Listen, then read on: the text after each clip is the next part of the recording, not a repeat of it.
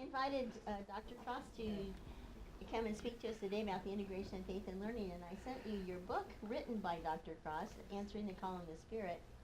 And that book was really written for a slightly different project. We were working on our first go-around on vocation, and he wrote that. Actually, we wrote a planning grant, and he wrote the book for the planning grant, which is very impressive because, mostly you just fill out a little paperwork for the planning grant. So they were very impressed, and they gave us not only the planning grant, but the whole grant and a sustaining grant afterward. And we spent all that money. So we is being used very loosely there. That's true. That's true. But for many years, Dr. Cross, when we had the grant funding, Dr. Cross did a summer workshop for faculty for the integration of faith and learning, talking about how to think about our disciplines in terms of our Christian faith, and how to be not only a linguist who's also a Christian, but a Christian linguist, to kind of fuse those ideas together. We haven't had the retreat since the grant ended. We used to do it without grant funding, and so we may go back to doing that because it was really a rich experience. And during that time, everybody on the faculty at some point went through it. So we were all caught up. When the grant ended, everybody had done it. It was really a really important foundation, I think, for us. So now Dr. Cross comes in shorter bursts to explain this idea. So he's going to talk to us about the integration of faith and learning. Well, good afternoon. It's my pleasure to share with you, and the slides are meant to just kind of keep your attention, but also keep me in line. Forgot I needed to hand these out. If you could pass one around. This will give you information about the stuff that I want to talk about with you today.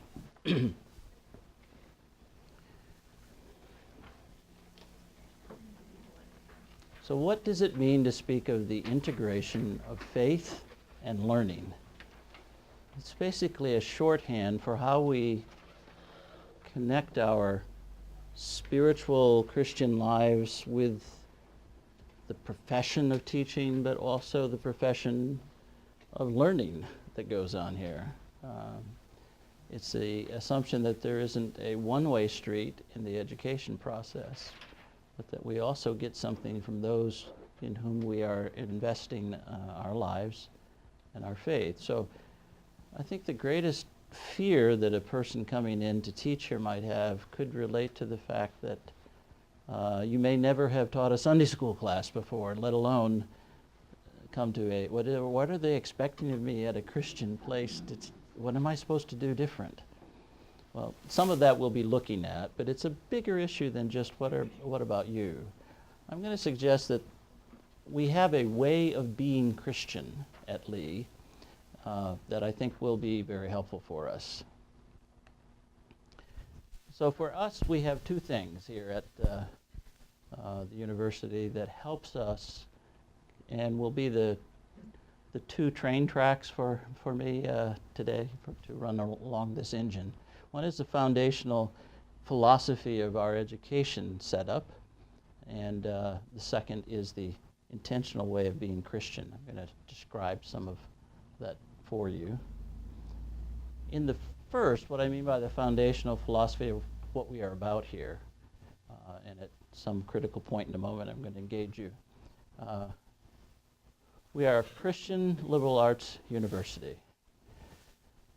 Slogans that mean quite a bit in places all throughout the nation. I think we have a particular way of defining and grasping after each of those aspects. So part of what I'm going to suggest for you is that figuring out what that means is the beginning of understanding the integration of faith and learning. So at Lee, we ask tough questions for ourselves and our students. We expose our students to more than just the Bible. So some people have the idea that Christian education or Christian higher education is just that, or that the Bible is simply an add-on.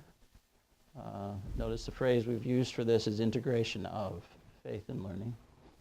Now, we teach them to think critically, to engage intellectually with all the questions and traumatic realities of the 21st century world. This is, I think, a very important goal that we offer.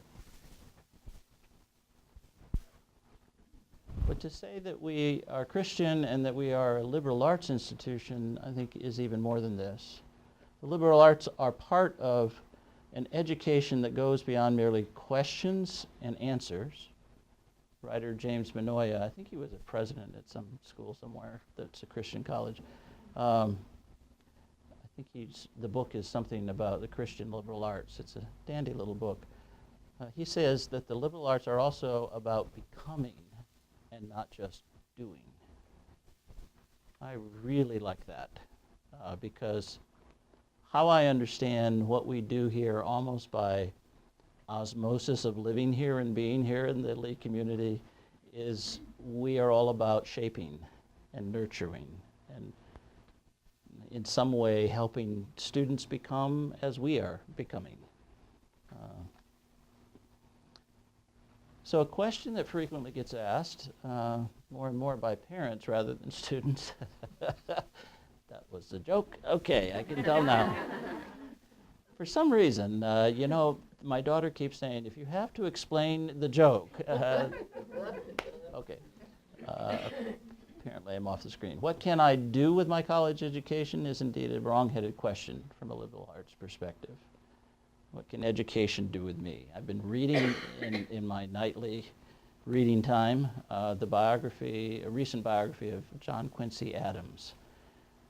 It is extraordinary. I wish I had read this one. I've read the one of John Adams. I love biography, obviously, and history. This one is really one I was not prepared for. John Quincy Adams has perhaps the best educational philosophy of anybody I have read in that early 1800s.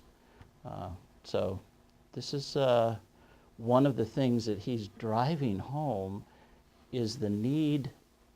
I just read I'm on page 530, and I just read that a guy named Smithson from England donated $500,000 to the United States in 1836 is when we got it. So Jackson was still president.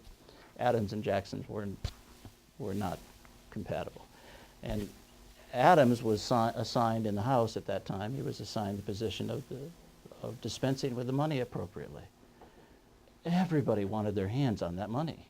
$500,000 in 1836. The bequest was from Smithson to further the education and the knowledge of our country. I mean, it's an amazing is it a behest or bequest? How does one pronounce that? What's a behest versus a bequest? Behest is a plea, isn't it? At the behest of- Yes, it is. So why am I speaking of behests when I should be saying bequest? Nonetheless, he was fervent. We need to have an institution that focuses on the money here in one location, namely the sciences. He felt astronomy was missing out, so he wanted to build an astronomical laboratory. But also for the arts and the sciences, literature. Everybody else in the whole Congress wanted some of that money to go to their vocational tech schools. That's literally what the author was calling them at that time. There are places that were just struggling, agricultural schools and engineering schools. He fought so hard to keep this kind of thing in front, and it was his own education as well that brought him to that point. Rather astounding. I really encourage you, if you love history at all, to read that. So it's the wrong-headed question is, you know, what can I do with what you're telling me? It's who can I become, and who is it that I'm being asked to be? I think that's what Lee frequently is pressing us. Well, there is a very strong challenge for Christian colleges now, perhaps more than ever, related to what are you doing there? How can you have a Christian liberal arts education with true intellectual engagement in a faith-based setting. We've been challenged on this in a number of ways in the past, but the assumption behind this, and I still get this question from friends of mine who teach at state universities, how can you, as a Christian, say that you have no bias against the discovery of truth? It seems like you close down discussion before it gets to certain areas.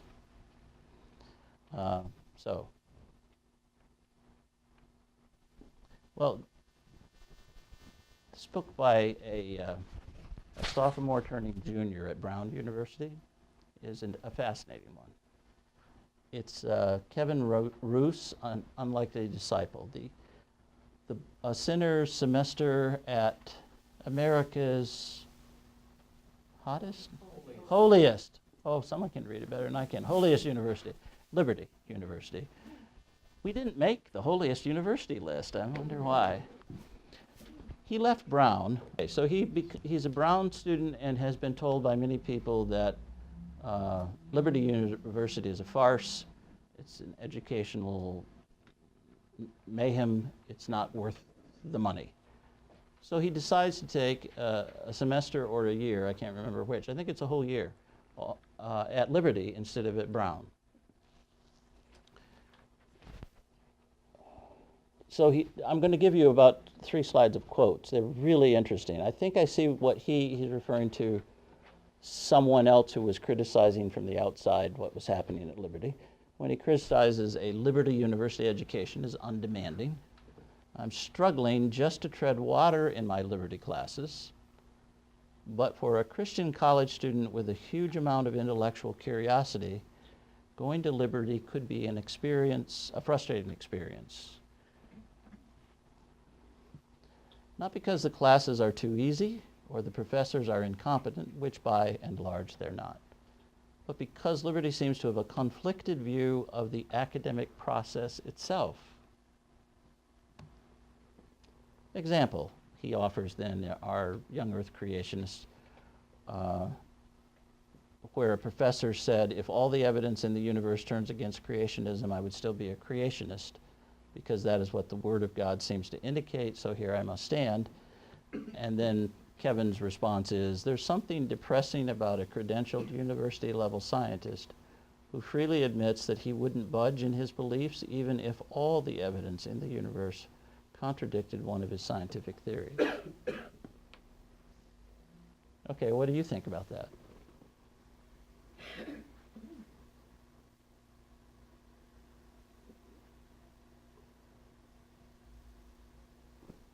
One that's not going to happen because all the evidence does not stand against creationism. You're always going to have, people that are going to argue for it. Sure. But they both have some. So all of it is not going to go against it. But I'm with the professor. If the Word of God says it, that's what it is, and you can't depart from that. So what I think he's feeling is that the pain of that it appears that we're submitting to something higher than the intellectual process and discovery. That's what I hear underneath his problem. And he wonders if that doesn't taint the intellectual exercise.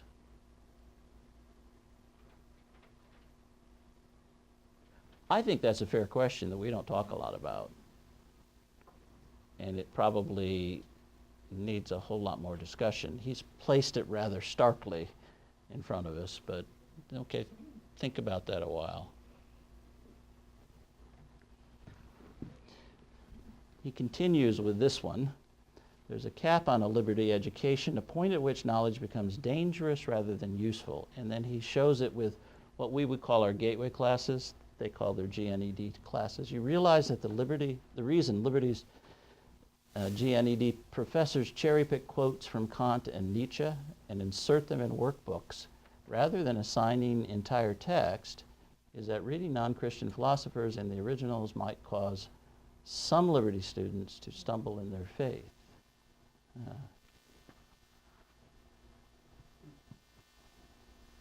This is a second example that I could find of, okay, it's a demanding place.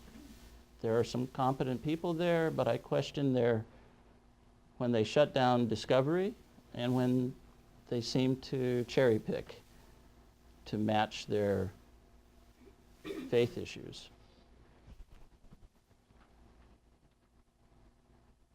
Yeah, this is meant to be discussing at this point. I really feel like both of those kind of expose a double standard.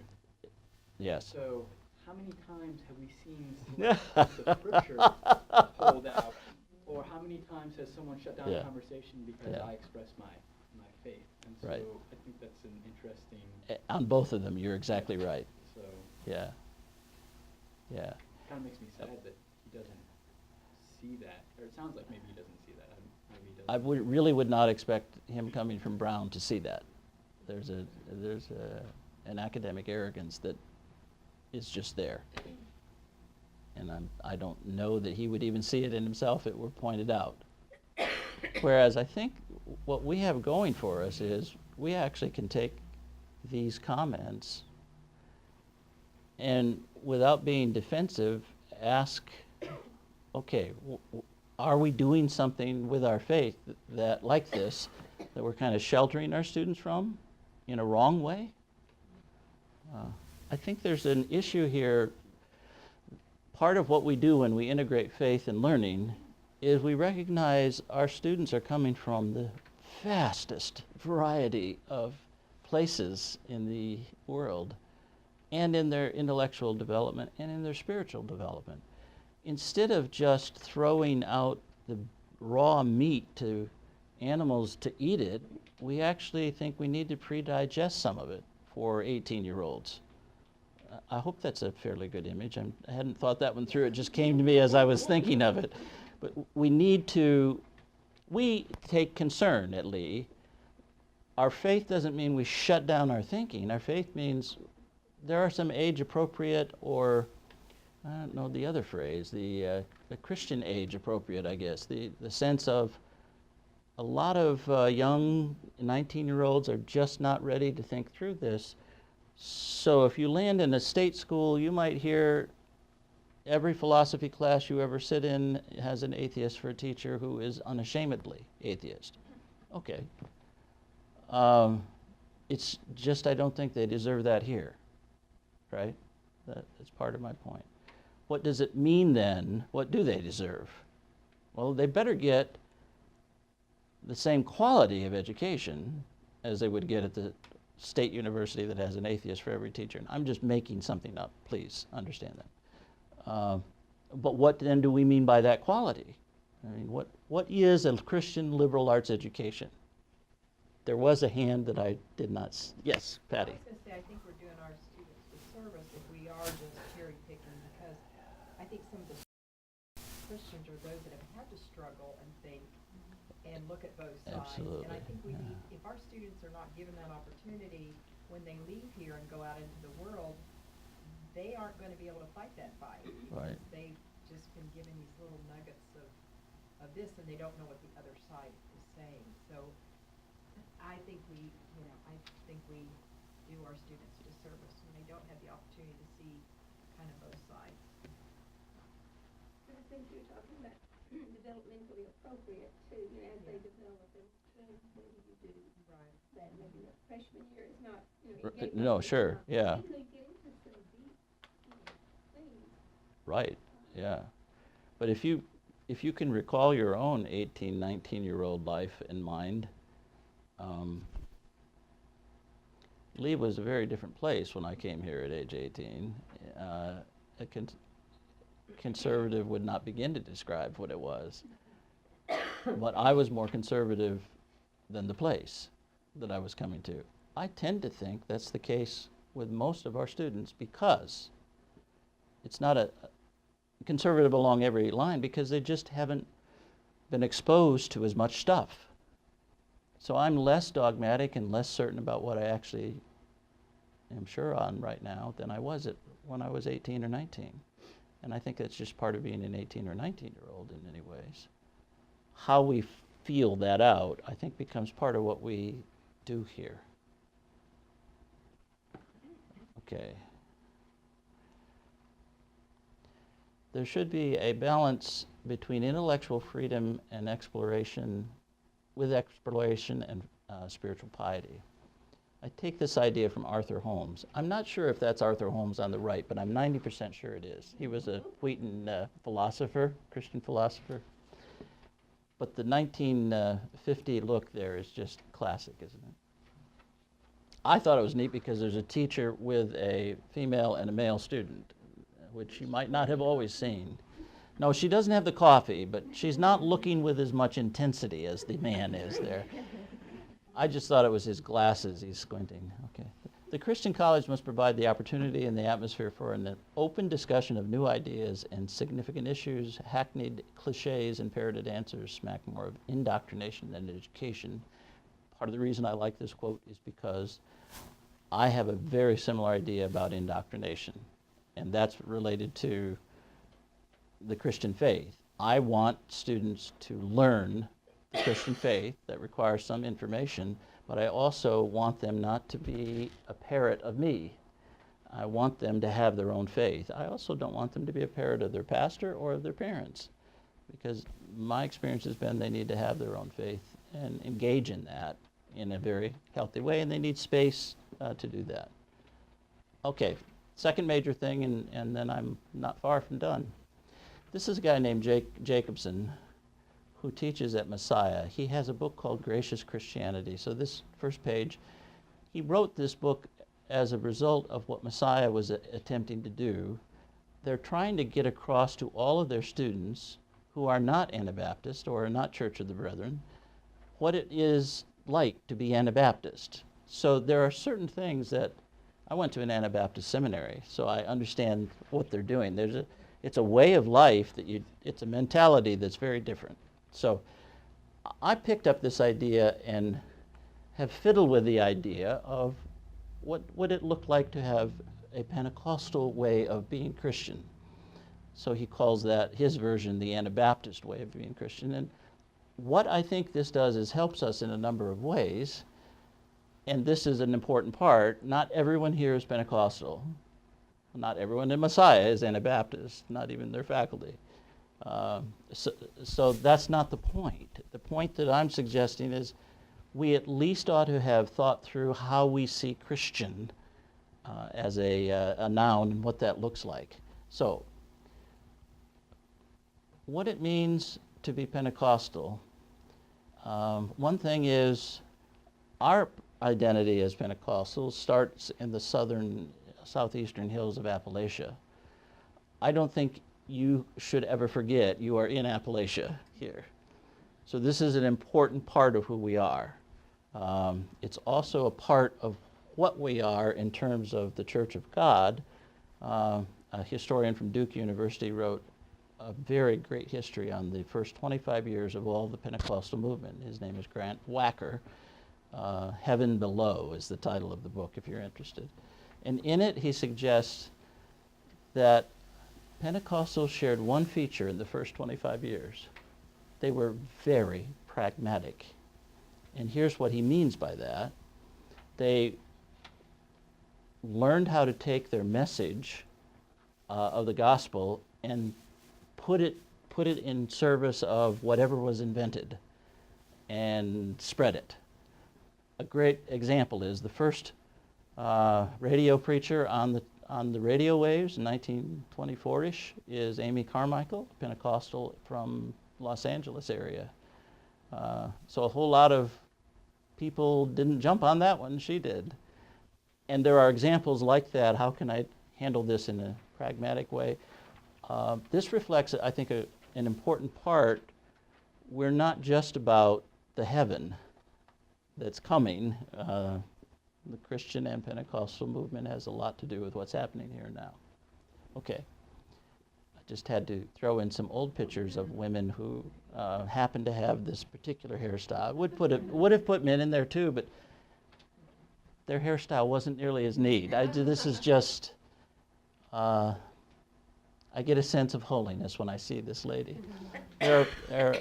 Another factor is that there are lots of personal one-on-one relationships in Pentecostalism. A lot of mentoring goes on, a lot of training. And then this is my definition of what I see it means to be Pentecostal, is radical openness to God's presence and His power. God can interrupt the day at any point. Now, I may have just described a Baptist understanding for you. That's fine. It doesn't bother me. What I'm suggesting is that this is a consuming kind of understanding, that there is a palpable reality of the presence of God. I think some of your students will come to talk to you that way. So don't be surprised that they're wearing their Pentecostalism on their sleeve. The other thing is that God is transforming us. So Pentecostals are all about change.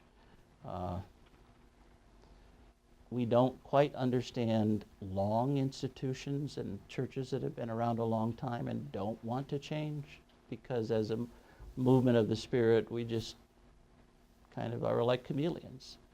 The bad part about that is we're like chameleons.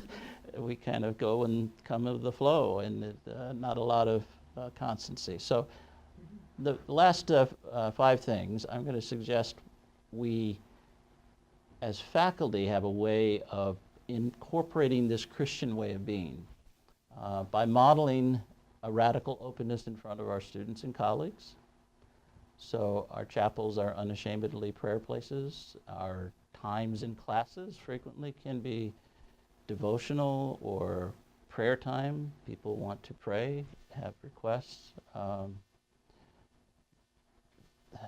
Yeah, I can talk more about that, but I think that modeling is an important thing. We make room for others, regardless of their status. I can think of very few movements in the history of the 20th century that were as egalitarian as the Pentecostal movement. It is striking. I think that has changed, so that now there's a whole lot of hierarchy in the system, but it was not that way for many years in that century. I find that a really neat feature. God's Spirit, the principle behind it was God's Spirit could engage an 8-year-old child and give us information in the church that we need, as assuredly as the 80-year-old grandmother. So there's a leveling to that we're all kind of waiting for God's presence and Spirit. We mold the character of our students. And in this, I think it's not just simply enough to know skills or information necessary for the performance of our task and for exams, whatever, but being a Christian at Lee means grasping the virtues of the faith and the whole intellectual enterprise, the virtues of honesty and fairness, faithfulness to others. And finally, I also think we mentor others' lives. This has a huge part of the Pentecostal faith underneath it. This might be how it affects our teaching most directly. We're not, I think at the Pentecostal heart of teaching is a relationship that develops that's much more upfront, up close, and personal, rather than distanced, as if the education is better learned, information is better learned at a distant object. So we believe the Christian faith infuses our lives, and this is part of what we pass on. It becomes as natural for us to speak, think about God, stop in the middle of a conversation and pray for a student, as it does for us to stand up, sit down, walk, or breathe. And I think that kind of mentoring is helpful for our students. Now, I'm not suggesting you have to become a Pentecostal or be one in behavior. I'm just saying this is a direction. You might wonder, why in the world do they do this here at this place? Well, there's some reason behind it, even if we haven't thought it through very much. There's some reason behind it that generally has some of who we've been as Pentecostals undergirding part of what's here. And we're not done learning that. We're open for a whole lot more ways of being Christian, which is I personally think the best thing that's happened in the last 30 years has been the opening of the doors to people who are not Church of God for faculty. It used to be when I was here, you almost had to jump the hoop, even if you were a scientist or an English professor, of belonging to some church. I am really grateful we don't do that. There is a place in Grand Rapids, Michigan that does that, and they're not Pentecostal. Fine school. I just find that to be interesting. We are a whole lot more about join the journey with us. Please give us something to add to the benefit of what we think is here, because the Spirit of God can use you too. Okay. Question?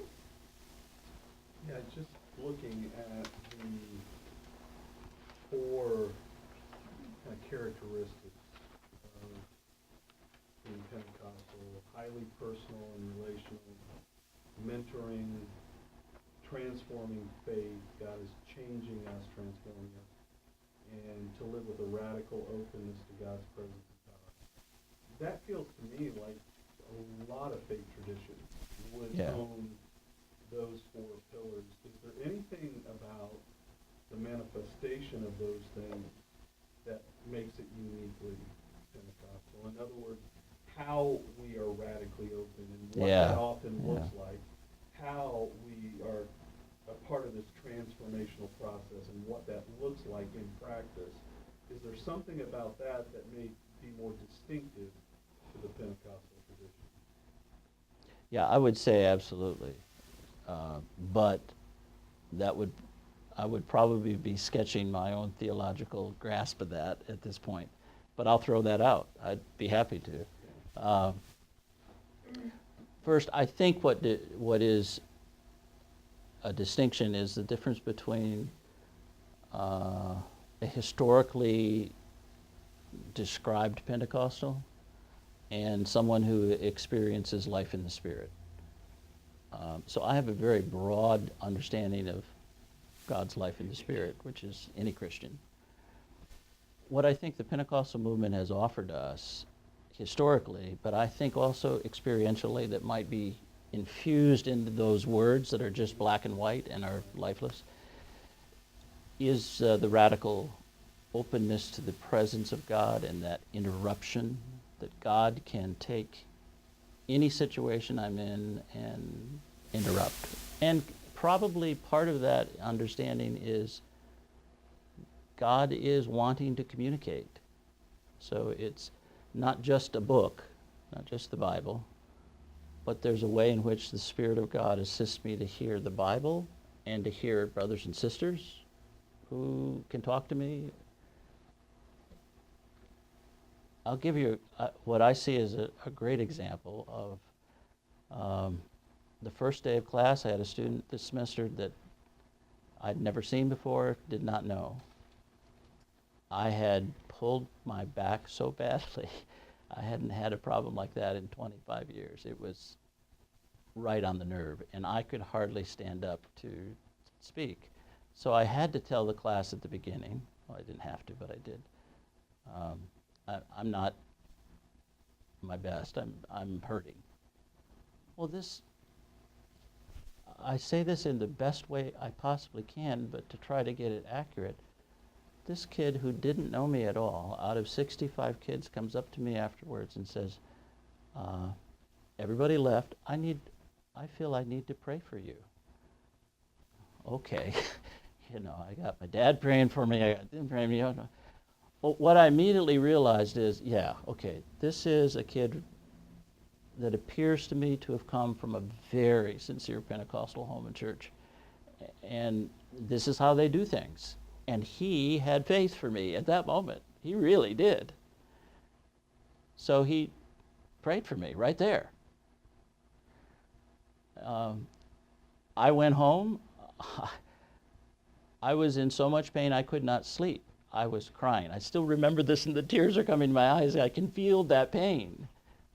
And I woke up the next day without a bit of it. I was shocked. I honestly was shocked. Okay. Yeah, we Pentecostals can be surprised by the Spirit too. This is not how I have been treated in the past. So I had to go to him afterwards and say, I told the story without pointing out who it was that had done it in the class. And he was sitting back there with a smile. The smile has not left him all semester.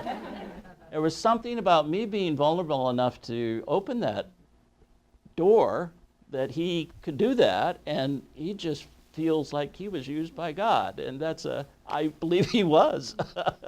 I just have no doubt about it. That's one example of a way of being more open, and even I think our students have some of that amongst themselves. If that's true of many Christian groups that I know, the distinction that I see from my grandparents who were Pentecostal, from my parents, and what I hopefully am developing in my life, the distinction is it's a radical. The line between where God is and where I am is rather thin. And I think that changes the way I approach everything. I'm not saying non-Pentecostals can't experience that. It's just there's a real openness to do that in Pentecostalism. That's what I'm saying. Yeah. I think it also puts we've talked about this, puts your your heart and your emotions over your head. And so I think it's typical of Pentecostals to feel more than they think about religion. And I think that gives us a special tension in higher ed, in Pentecostal higher education. Yeah. Because what do you do with that? It seems like you're almost taking that and trying to turn it over. But that's kind of part of the essence. That's true, yeah. So I have a picture, a painting that's done by a 17th century artist, Caravaggio, I think, of Augustine in his study. It's actually coming this way. Augustine said, "Set my heart on fire, O Lord." But he was clear that it be set through his mind. So it's through my mind, set my heart on fire. So the artist has this ray of fire-like, sun-like stuff hitting the mind of Augustine, coming through his mind and burning a heart that he's holding in his hand. And it's just a vivid color picture, really powerful. So I use that frequently as an example of, okay, we hear in Pentecostalism about the heart being on fire, the passion. What does it mean to have the head on fire so that your heart gets impassioned? And I think that's a very valid question, and that one helps me get there. Yeah.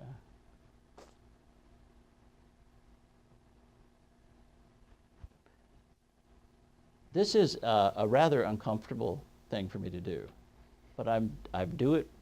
I expose to you my own who I am and Pentecostalism with all of the warts that are on it, and recognize it isn't perfect, and we're not trying to be such a place. I think we're a combination of things, but I think you're better off if you hear from one of us who is trying to figure out what in the world we do to combine all this together and engage in the discussion with us. We're better off for that than if we don't do it. I think. Can I say something else? Yeah. You mentioned both Liberty and Wheatley in your presentation, and I can't resist the temptation of saying the ways in which they're both in the news right now. Oh, yeah. Which is not, in my mind, positive for either one of them. Liberty for packing heat, and Wheaton for terminating a tenured professor for a technical, for maybe a questionable, maybe not questionable statement. A debatable statement. What I see, can I just respond in Yeah. some way? I didn't agree, really ask the yeah. question, I just threw out the red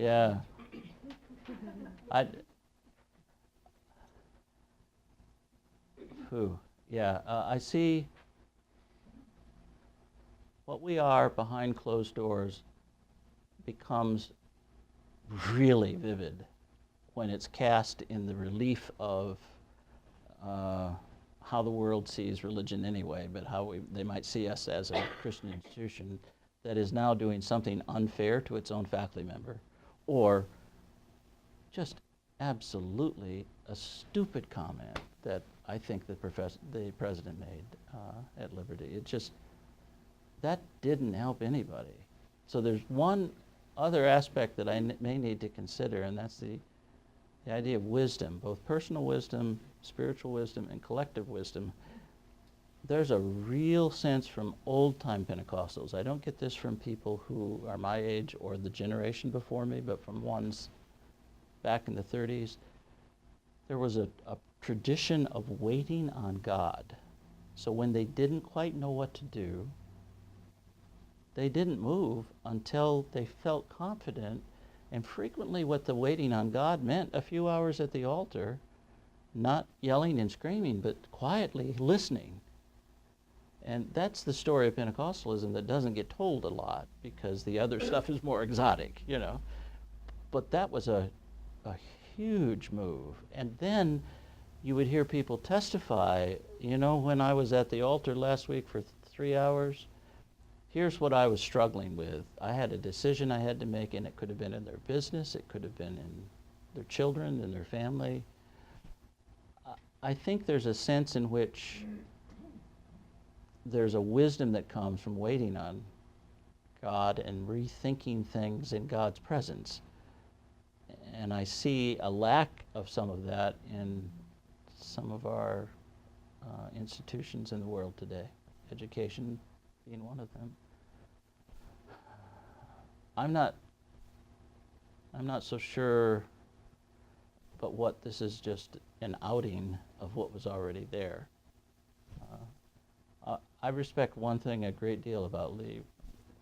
It also can be frustrating. We don't have a quick answer for anything. That can be frustrating at times. You know, people are wanting us to respond. We're trying to take time and think through a lot of very serious avenues, and I think it's our tradition of waiting on God, not just waiting as if the answer will come through the wait, but waiting on God and trying to figure out some wisdom. And I think when we hear, and by the wisdom I'm not meaning in a personal individual, but a communal kind of development of that.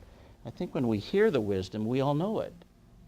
There's a sense in which, oh, okay, yeah, that makes sense. That's the way we should go. That's what we should do.